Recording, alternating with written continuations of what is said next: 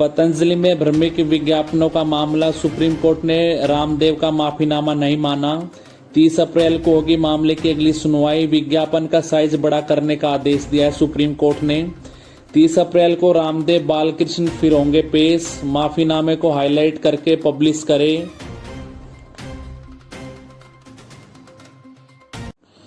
उत्तर प्रदेश के कैसरगंज से बीजेपी के सांसद ब्रजभूषण शरण सिंह ने कहा कि वैसे तो पार्टी तय करेगी प्रत्याशी कौन होगा, लेकिन वो भी टिकट के दावेदार हैं। ब्रजभूषण शरण सिंह का क्या कुछ कहना है, ये सुनते हैं।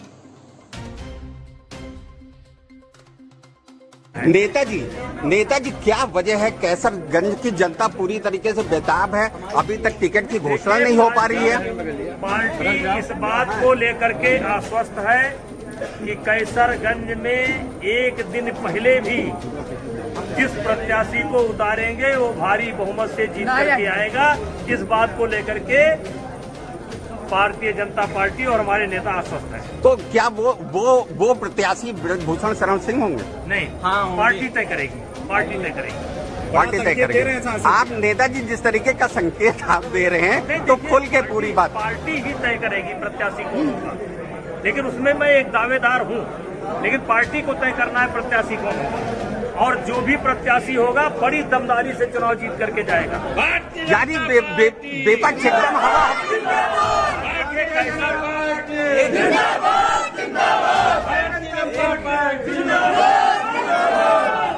कैसरगंज में भाजपा मजबूत है और हमारी पार्टी इस बात को जानती है, और टिकट का जो विलंब है, हो सकता है कि पार्टी की कोई रणनीति हो, और उसमें एक कारण ये भी है कि पार्टी को पता है कि जब भी प्रत्याशी घोषित होगा कैसरगंज लोकसभा में, सबसे अधिक मतों से जीत करके कैसरगंज की जनता अपने प्रत्याशी को भेजेगी, यानी कि भाजपा की विजय निश्चित है। तो ये माना जाए कि अब की सांसद ब्रजभूषण सिंह 5 लाख वोटों से जीतेंगे कैसरगंज से।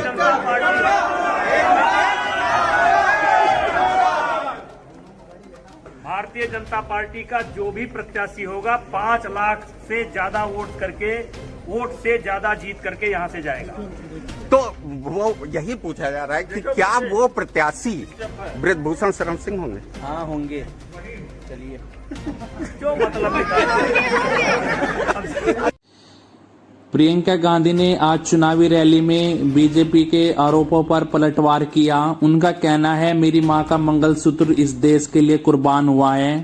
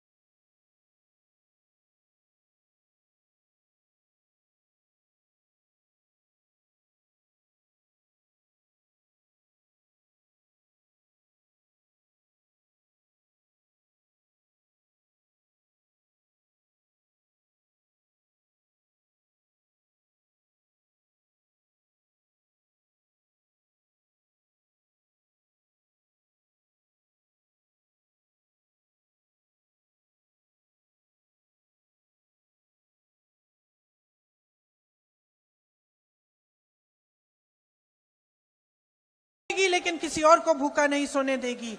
उसका संघर्ष ये लोग नहीं जानते। ಈ ಬಿಜೆಪಿ ಪಕ್ಷಕ್ಕೆ उत्तर प्रदेश के मैनपुरी पहुंचे हैं सपा के प्रवक्ता अनुराग भदौरिया। भाजपा सरकार पर जमकर साधा निशाना। भाजपा के अब की बार 400 हार जैसे समीकरण हैं।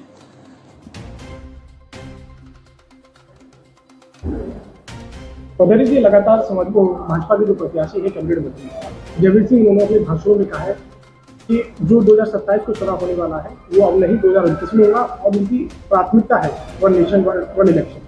देखिए 2024 का अभी चुनाव 4 जून को उसका रिजल्ट आना है। उसमें भारतीय जनता पार्टी सत्ता से बेदखल हो रही है। जनता ने मन बना लिया है, ये आप भी जान रहे हो और वो भी जान रहे हैं और पूरा हिंदुस्तान जान चुका है पहले चरण के चुनाव के बाद। तो इसलिए वो अब इस तरह की बातें पहले चरण के चुनाव के बाद ये बातें इसलिए ज़्यादा इधर उधर की जा रही जैसे कि जनता के असली मुद्दों पे चर्चा ना हो पाए। लेकिन जनता अपने मुद्दे पे है। जनता के जो असली मुद्दे हैं, महंगाई, बेरोजगारी, किसान, महिला समस्या, युवा, ये जो मुद्दे हैं, इसी मुद्दे पे जनता इस बार वोट कर रही है और भारतीय जनता पार्टी को सत्ता से बेदखल कर रही है। भारतीय जनता पार्टी के नेता अब इधर उधर की बात करके सिर्फ जनता का ध्यान भटकाना चाहते हैं, लेकिन इससे अब उनको कोई फायदा होने वाला नहीं है। उन्होंने समाजवादी पार्टी के पीडीए फॉर्मूले को बताया कि परिवार डेवलपमेंट अथॉरिटी। हाँ, तो वो उनके समझ में नहीं आएगी ना, क्योंकि जो भारतीय जनता पार्टी भ्रष्टाचार हटाने की बात करती थी, सारे भ्रष्टाचारी जिन पे आरोप लगाते थे वो तो सब भारतीय जनता पार्टी में आ गए। जिनको परिवारवाद की बात करती थी वो सब परिवारवादी आज भारतीय जनता पार्टी में है। चाहे शिवसेना सिंधिया ग्रुप हो, चाहे अजीत पवार ग्रुप हो, चाहे चिराग पासवान हो, अनुप्रिया पटेल हो, निषाद पार्टी हो, कितने गिनाए, अनुराग ठाकुर हो, पंकज सिंह हो या कल्याण सिंह जी की पूरी फैमिली हो, तो सारे के सारे अब गिनाने बैठेंगे तो सिंधिया फैमिली पूरी की पूरी आ गई। तो मैं भारतीय जनता पार्टी में तो बचा ही क्या, भारतीय जनता पार्टी में तो पूरा परिवारवाद है आजकल। पूरी परिवारवादी पार्टी भारतीय जनता पार्टी में। भ्रष्टाचारी जिन पर आरोप लगाते सब भारतीय जनता पार्टी में। तो भारतीय जनता पार्टी का इस बात का कोई मतलब नहीं निकलता। फिर वही बात है कि वो जनता का ध्यान भटकाने का काम कर रहे हैं। लगातार एक ही नारा लगा रहे हैं 400 पार, अब की बार 400। आपकी बार 400 हार, पहले लगाते थे 400 पार, अब नहीं बोल रहे हैं। जब से पहले चुनाव का चुनाव हुआ तब से 400 पार बोल ही नहीं रहे, 400 पार भूल गए। अब दूसरे मुद्दे ला रहे हैं जिससे कि कुछ समाज के अंदर में डिवाइड एंड रूल कर पाए, उन मुद्दों पे जोर दे दिया। उसके बाद तो 400 पार का नारा ही नहीं लगा। कहीं लगा हो तो बताइएगा। मुख्यमंत्री योगी आदित्यनाथ पश्चिमी उत्तर प्रदेश के बागपत पहुंचे हुए हैं। उन्होंने जनसभा संबोधित करते हुए कहा कि कांग्रेस का कहना है कि वे शरिया कानून लागू करेंगे। इसका मतलब है कि वे बाबा साहेब अम्बेडकर द्वारा बनाए गए संविधान के लिए खतरा पैदा करना चाहते हैं। आइए सुनते हैं मुख्यमंत्री योगी आदित्यनाथ क्या कुछ कह रहे हैं। दूसरी तरफ कांग्रेस, समाजवादी पार्टी और अलग अलग धड़ों में बटे हुए दल हैं जो अपने राज्यों में तो एक दूसरे के खिलाफ लड़ रहे हैं, लेकिन राष्ट्रीय स्तर पर मोदी जी को रोकने के लिए वे इंडी गठबंधन बना करके उनके द्वारा कहीं न कहीं बैरियर बनाने का प्रयास हो रहा है। आप देखो उनकी सोच ही क्या। जब कांग्रेस के घोषणा पत्र को आप देखते हैं, 2 बातें उन घोषणा पत्र में नजर आती हैं।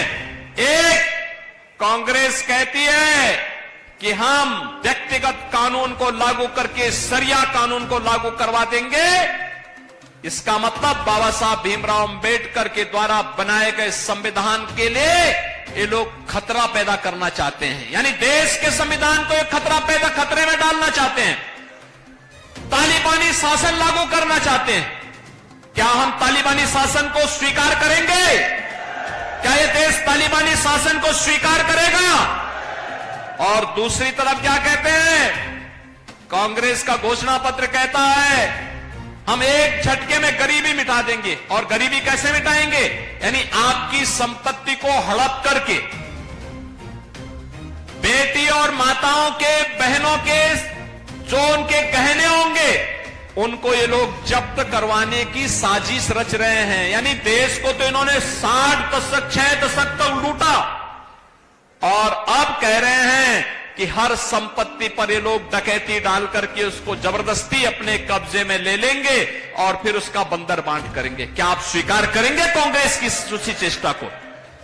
बहनों और भाइयों, सही मायने में अगर आपने देखा है जो नारा दादी ने दिया वही आज तोती की तरह पोता भी वही रट रगाई बैठा हुआ है। गरीबी हटाएंगे। अरे कब गरीबी हटाएंगे? 65 वर्षों तक शासन करने का अवसर मिला, तब तो कुछ नहीं कर पाए। और आज जब सत्ता से बेदखल भारत की जनता जनार्दन ने कर दिया है, अब उनको फिर गरीबी हटाने की बात नजर आ रही है। बहनों और भाइयों, मैं इसीलिए कहने के लिए आया हूं, गरीबी सही मायने में किसी ने हटाई है और उसको हटाने का कार्य किया है। ये केवल आंकड़े नहीं, हकीकत है कि 25 करोड़ लोग गरीबी रेखा से उभरे हैं, शानदार जीवन जीने का काम कर रहे हैं। और आज इसी का परिणाम है 80 करोड़ लोगों को राशन की सुविधा का लाभ 4 वर्ष से लगातार प्राप्त हो रहा है। आम आदमी पार्टी के राज्यसभा सांसद संजय सिंह पश्चिमी उत्तर प्रदेश पहुंचे हुए हैं। बागपत में वो रैली को संबोधित करने पहुंचे हैं। आइए सुनते हैं क्या कुछ बता रहे हो मीडिया को। छीन कर गरीबों को दी जाएगी मोदी जी पूरे देश की संपत्ति छीनकर अपने दोस्त को दे रहे हैं। कोयला अडानी का, गैस अडानी की, बिजली अडानी की, पानी अडानी का, सड़क अडानी की, पोर्ट अडानी की, एयरपोर्ट अडानी का, 2.5 लाख करोड़ रुपए का कर्जा अडानी को। आप बताइए और क्या चाहिए, क्या चाहिए बताइए। और अपने भतीजे को बीसीसीआई का चेयरमैन बना दिया है। मोदी जी का भतीजा बीसीसीआई का चेयरमैन है। तो देश की सारी संपत्ति लूट कर 15 लाख करोड़ रुपए का कर्जा चंद पूंजीपतियों का माफ किया है। 3.5 लाख करोड़ रुपए बैंक सेटलमेंट के जरिए चंद पूंजीपतियों का माफ किया है। तो पूरे देश की संपत्ति लूट कर प्रधानमंत्री जी और उनकी सरकार अपने दोस्तों को बांट रहे हैं। ये तो साफ तौर पे दिख रहा है। देश की 82 करोड़ लोगों को कह रहे हैं 5 किलो राशन पे जिंदा रहो। ये सच है। बागपत लोकसभा से अब पंडित अमरपाल शर्मा जी के लिए मैं वोट मांगने के लिए आया हूँ। इंडिया गठबंधन के प्रत्याशी हैं समाजवादी पार्टी के, और उनके पक्ष में अच्छी लहर चल रही है। वो चुनाव यहाँ से जीतेंगे। नहीं, अभी आपने कहा कि नल का पानी, मंच से संबोधित करा कि नल में पानी खत्म हो चुका है। नहीं, मैंने कहा हैंडपंप चोरी करके लेके चले गए। देखिए, शरद पवार की घड़ी चोरी हो गई, बाला साहब ठाकरे की शिवसेना की तीर कमान चोरी हो गई, यहाँ से हैंडपंप चोरी हो गया। हैंडपंप तो अखिलेश यादव जी के साथ था, उसको चुरा के लेके चले गए भाजपा वाले। ये मैं कह रहा था कि जवाब चोरी की राजनीति क्या राजनीति, प्रधानमंत्री पार्टियों को खत्म करके आप लोकतंत्र को अगर चाहते हैं कि मजबूत होगा तो नहीं होगा। पार्टियां मजबूत रहेंगी तो लोकतंत्र मजबूत रहेगा, लोग मजबूत। छापेमारी होती है अगर कोई बोलता है नेता तो यही तो इनका तरीका है, यही तो करते हैं ये। बीजेपी प्रदेश अध्यक्ष भूपेंद्र चौधरी उत्तर प्रदेश के सीतापुर पहुंचे हुए हैं। पार्टी के सांसद सीतापुर में हमारे बहुत लोकप्रिय नेता आदरणीय श्री राजेश वर्मा जी के नामांकन और नामांकन सभा में बड़ी संख्या में लोग माननीय प्रधानमंत्री जी का जो संकल्प है अब की बार 400 पार, उस संकल्प के साथ जुड़ने के लिए बड़ी संख्या में लोग उपस्थित हुए। मुझे विश्वास है कि इस लोकसभा क्षेत्र में जितनी पिछली बार हम जितने मतों से जीते थे उससे दोगुने मतों से जीतेंगे। और हमारी पार्टी का राजेश वर्मा जी की लोकप्रियता के आधार पर मैं कह सकता हूँ उत्तर प्रदेश भारतीय जनता पार्टी सभी सीटें हम लोग। अध्यक्ष जी, ये समाजवादी पार्टी ने परिवार के 5 सदस्यों को वो दिए है टिकट। कल तेज प्रताप यादव को भी पार्टी का हम अपनी सरकार के 10 वर्षों के कामकाज लेकर अपना रिपोर्ट कार्ड लेकर मोदी जी के नेतृत्व में जनता के बीच में है लगातार। और मुझे विश्वास है कि हमारी सरकारों ने जो जनता के लिए काम किए उन कामों के आधार पर और हमारा जो एजेंडा है विकास का उसके आधार पर जनता हमें चुनेगी। अखिलेश यादव जी और पूरी कांग्रेस पार्टी उत्तर प्रदेश से पलायन कर चुकी है। समाजवादी पार्टी कंफ्यूज पार्टी है। आपने देखा जिस प्रकार से उन्होंने टिकट वितरण किए, सुबह घोषणा किसी की दोपहर में सिंबल किसी को दे दिया और लास्ट में नामांकन किसी और का कराया। कौन बोल रहा है? ये विपक्ष के लोग वैचारिक रूप से अंतर कलह का शिकार। अब उन्हें सपने देखने का अधिकार है, लेकिन ये जनता इस बात की गवाह है कि भारतीय जनता पार्टी को मोदी जी को आशीर्वाद जनता का मिले।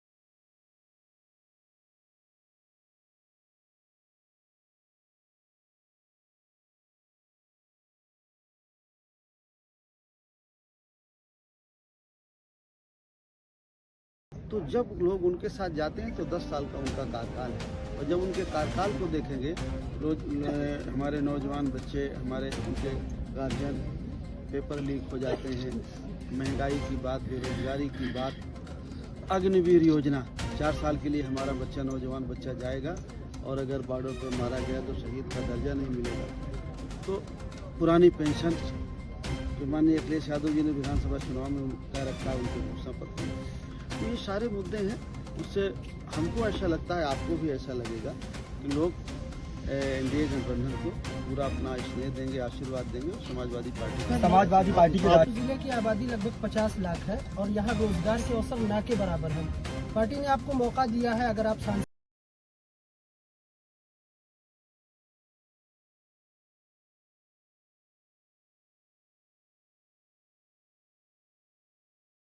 जनता ने मुझे आशीर्वाद दिया, स्नेह दिया, और अगर मैं जीत के गया तो मैं निश्चित तौर पर इस बात को महसूस करता हूँ। मैं गांव देहात के रहने वाला हूँ, गरीब परिवार से आता हूँ। जिन लोगों की आप बात कह रहे हैं उनकी बातों को हम 20 साल से उठा रहे हैं। हम हैं, चाहे ललित जी हैं, अरशद भाई हैं, सब लोग हम इन्हीं की बात उठा रहे हैं। तो हम इस पीड़ा से गुजरे हुए हैं जिस पीड़ा की आप बात कर रहे हैं। निश्चित तौर हम चाहेंगे कि जौनपुर में कुछ उद्योग धंधे हों, ताकि जो लोग रोजगार के लिए, रोजी रोटी के लिए बाहर जाते हैं उनको बाहर न जाना पड़े, उनको यहीं पर काम मिले और जौनपुर जिले का विकास। हमारा वाला हम लोकसभा चुनाव से पहले देखा जा रहा है कि जितने बड़े विपक्ष के नेता हैं सबको टारगेट किया जा रहा है, जेलों में डाला जा रहा है। आप भी उत्तर प्रदेश में पिछड़ों के बड़े चेहरे के रूप में पहचाने जाते हैं, तो ऐसे में कितना चुनौती मानते हैं आप? देखिए, चुनौती तो पूरे देश में, पूरे प्रदेश में है। जिस तरह से हमारे विपक्षी नेताओं के साथ कार्रवाई की गई, खास करके आप अगर झारखंड में जाइए तो जो मुख्यमंत्री थे हेमंत सोरेन जी के साथ, दिल्ली में जाइए तो जो माननीय केजरीवाल थे, जितने विपक्ष के नेता थे सब पे कार्रवाई हुई। और पूरे देश में, ये तो अभी ताज़ा चुनाव के समय ये 2 कार्रवाई हुई, लेकिन पूरे देश में सभी जगह बड़े पैमाने पर विपक्षी नेताओं पर कार्रवाई हुई। आज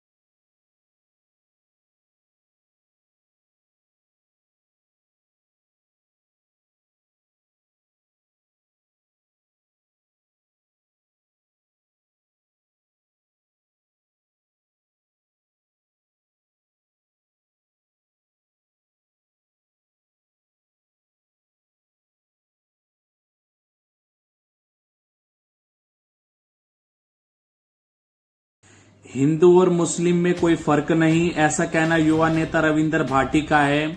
इस वक्त ये दमदार भाषण चौतरफा वायरल है, आप भी सुनिएगा। अरे भैया मैं छोड़ने के लिए आया हूँ, ये भैया ना बेड़ा लेन वास्ते आयो हाँ, तेरे भाईचारे ना ले बैठ आयो हाँ, तेरे लोगों रे मान और सम्मान रे वास्ते लड़न आयो हाँ। मैं मेरा जीवन में मेरा कभी तोड़ नहीं रहा। आज तमाम 36 कौम रा लोग बैठा है, मेरा मुस्लिम भाई बैठा है, हूँ तमाम लोगों ना कहना चाहूँ मैं लोग 7 पीढ़ियों में न सके भाई वाली गले रहा हाँ, और जीवन भर ये भाईचारे ना कायम रखने भाई रविंदर कर से है, ये चीजें जिम्मेदारी आपना दे। कई सारा मन खपे कि माटी कांकरी करेंगे ना तोड़ा, अरे साहब तोड़ मेरी राजनीति तो थे हमें साफ करना आया हो, पर ये बार रविंदर थाना तोड़न को नहीं दे, वो दावे रे भेड़ो का, वो विश्वास रे भेड़ो का, ये तमाम भाइयों ना भेड़ो ले बैठ रही जिम्मेदारी थारो भाई छोटो रविंदर ले तो ये चीजों बादो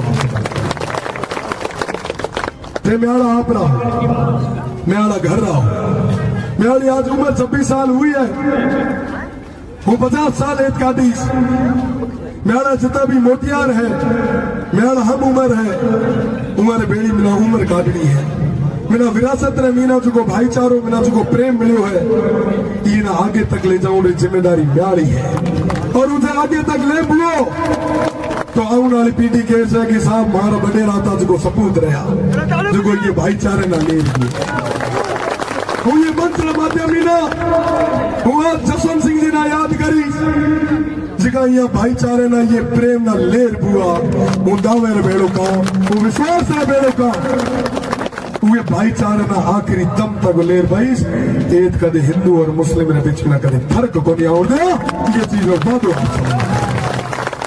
मेरा बजाते वोटर को नहीं हो, मेरा आप रा लोग हो, मेरा परिवार रा लोग हो, चुनाव आता जाता रहे, पर साहब आप समारोह मान और सम्मान मेरी प्राथमिकता है। आज रा तारीख भी ना जे देश दुनिया रे मीरा अलग अलग तरीके रो माहौल बनेड़ो है, हुए रे दूसरी तरफ सेव और बाड़मेर जैसलमेर एकमात्र जगह है जे आज भी भाईचारों कायम है, आज भी भाईचारों कायम है। ये भाईचारा ना आगे ले बढ़ो अपनी जिम्मेदारी है को नहीं है, और आपने नहीं ले बेचा तो ले कौन बेचा। जम्मू कश्मीर से पीडीपी प्रमुख महबूबा मुफ्ती ने कहा, भाजपा वाले कभी मंगलसूत्र की बात करते हैं, कभी कहते हैं कि कांग्रेस सब कुछ मुसलमानों को दे देगी, भाजपा सिर्फ हिंदू मुस्लिम को लड़ाने में लगी हुई है। देखिए जो लग रहा था, जो बीजेपी नारा दे रही थी 400 पार और 370, वो सारा उसका वो जो है उसकी फूंक निकल गई, क्योंकि आपने देखा जिस तरह से बीजेपी वाले कभी मंगलसूत्र की बात करते हैं, कभी कहते हैं कि कांग्रेस सब कुछ ले जाके मुसलमानों को देगी, मतलब एक कम्युनल माहौल बनाया जा रहा है। उससे लगता है कि एनडीए को, बीजेपी को पता चल चुका है कि जो इंडिया ब्लॉक है वो दिन ब दिन पेशरफ्त कर रहा है, और जो रिजल्ट आने वाले होंगे वो इंडिया ब्लॉक के हक में होंगे, वो सबको हैरान करने वाले होंगे, क्योंकि नौजवान सोचता है कि अगर मुझे नौकरी देगा तो वो इंडिया ब्लॉक देगा, अगर महंगाई कम करेगा तो वो इंडिया ब्लॉक करेगा। बीजेपी सिर्फ हिंदू मुस्लिम को लड़ाने में लगी हुई है। हो गया?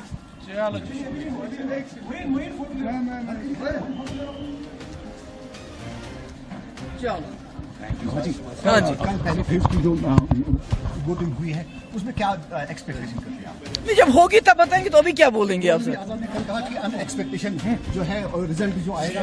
देखिए जो लग रहा था, जो बीजेपी नारा दे रही थी 400 पार और 370, वो सारा उसका वो जो है उसकी फूंक निकल गई, क्योंकि आपने देखा जिस तरह से बीजेपी वाले कभी मंगलसूत्र की बात करते हैं, कभी कहते हैं कि कांग्रेस सब कुछ ले जाके मुसलमानों को देगी, मतलब एक कम्युनल माहौल बनाया जा रहा है। उससे लगता है कि एनडीए को, बीजेपी को पता चल चुका है कि जो इंडिया ब्लॉक है वो दिन ब दिन पेशरफ्त कर रहा है, और जो रिजल्ट आने वाले होंगे वो इंडिया ब्लॉक के हक में होंगे, वो सबको हैरान करने वाले होंगे, क्योंकि नौजवान सोचता है कि अगर मुझे नौकरी देगा तो वो इंडिया ब्लॉक देगा, अगर महंगाई कम करेगा तो वो इंडिया ब्लॉक करेगा। बीजेपी सिर्फ हिंदू मुस्लिम को लड़ाने में लगी हुई है।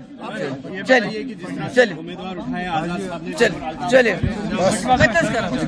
जो जम्मू कश्मीर को खुली जेल बनाया गया है, अभी भी आपने सुना कि अनंतनाग से, बिजबेहरा से, पुलवामा से, शोपियान से नौजवानों को गिरफ्तार किया जा रहा है, तो उनकी बात कौन करेगा, कौन करता है? जो जम्मू कश्मीर के इस वक्त मसले मसाइल है, उनकी बात पार्लियामेंट में कौन करेगा? तो ये बात लोगों को धीरे धीरे समझ आ रही है और उनको लगता है पीडीपी ने पिछले 5 साल लगातार जम्मू कश्मीर के मुश्किलात की बात की है और आने वाले वक्त में भी अगर कोई जमात, क्योंकि नेशनल कॉन्फ्रेंस के 3 मेंबर पार्लियामेंट थे पिछले 5 साल, मुझे बताइए कहाँ उनकी कब उन्होंने बात की? अगर बात की पार्लियामेंट के बाहर तो हमने की, अगर मसला उठाया तो हमने उठाया। इसलिए लोगों को ये एहसास हो रहा है कि पीडीपी ही उनके मसले मसाइल की बात कर सकती है। बहुत बहुत शुक्रिया, थैंक यू जी। कांग्रेस के मैनिफेस्टो को बीजेपी ने करार दिया कि ये नेशनल मैनिफेस्टो, इस सवाल है। देखिए, बीजेपी जो है ना ध्यान भटकाना चाहती है बेरोजगारी से, महंगाई से, जो लोगों जो मुल्क में जो बलात्कारी है उनको अपने साथ लिए घूमती है। जो उन्होंने कहा था गैस सिलेंडर की कीमत 450 कर देंगे, आज 1200 की है। कहा था 15 लाख रुपए हर अकाउंट में जमा होगा, वो तो नहीं हो गया। 20 करोड़ नौकरियां तो वो दे नहीं सके। इसलिए ध्यान भटकाने के लिए वो इस किस्म की बातें करती हैं। कभी कहते हैं मांस मछली खाने वाले हैं मुसलमान, कभी कहते हैं मंगलसूत्र भी आपका मुसलमान लेगा। तो हिंदू मुस्लिम को झगड़ा कराने के बजाय अलावा और कांग्रेस का क्रिटिसाइज करने के अलावा इनके पास कोई मंशूर नहीं है। नेशनल कांग्रेस एनकैश करना चाहती है जो मुश्ताक बुखारी का बयान आया कि वो महबूबा जी को। देखिए, जितने भी गुजर हैं, हमारे गुजर तबके के, मैंने उनके लिए काम किया। ट्राइबल जितने हैं, बकरवाल जितने हैं, पहाड़ी जितने हैं, वो समझते हैं महबूबा मुफ्ती उनके साथ बहुत मुश्किल वक्त में खड़ी रही है। ये बीजेपी का सवाल नहीं है, ये जम्मू कश्मीर का सवाल है और उस पीर पंचाल का सवाल है जहां मुफ्ती साहब ने बहुत ज्यादा काम किया, जहां मुफ्ती साहब ने लोगों को आदमी तहफ़्फ़ुज़ दिया, जहां मुफ्ती साहब ने मुगल रोड बनाया, जहां मुफ्ती साहब ने बाबा गुलाम शाह पातशाह यूनिवर्सिटी बनाई। खासकर जो लोग वहां डरे थे, सहमे थे, उनको सर उठा के जीने का मौका दिया। तो उसमें गुजर है, पहाड़ी है, बकरवाल है, सब महबूबा मुफ्ती के साथ है। मायावती को सोने का मुकुट दिया गया, जिसकी तस्वीर आपके सामने।